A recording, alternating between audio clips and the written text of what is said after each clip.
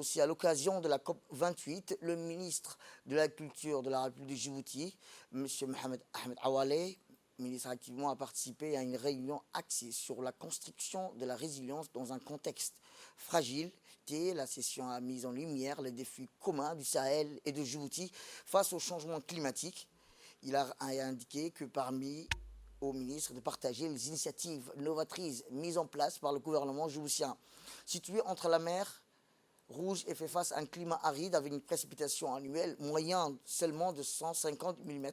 La population rurale pratique l'élevage extensif pour faire face aux défis liés à la disponibilité de l'eau et des pâturages, en rappelant que les éleveurs ont adopté la transhumance vers les pays frontaliers conformément à cet accord traditionnel. Le ministre a souligné les similarités des défis, des opportunités entre le Sahel et Djibouti, soulignant échanges continus d'expertise entre les deux régions.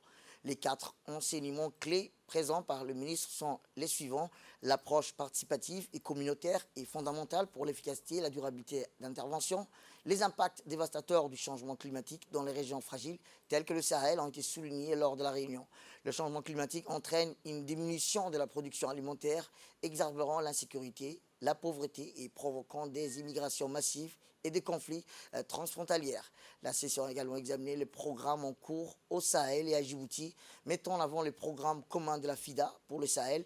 Ces programmes visent à répondre aux défis de la Covid-19, des conflits et du changement climatique, en mettant l'accent sur le développement agricole, la restauration des sols et la sécurisation de l'accès aux marchés transfrontaliers.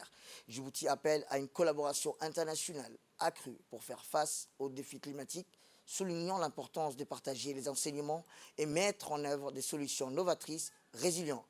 Eh bien, le ministre a partagé les expériences de Djibouti visant à autonomiser les communautés pastorales dans la gestion des ressources en eau et en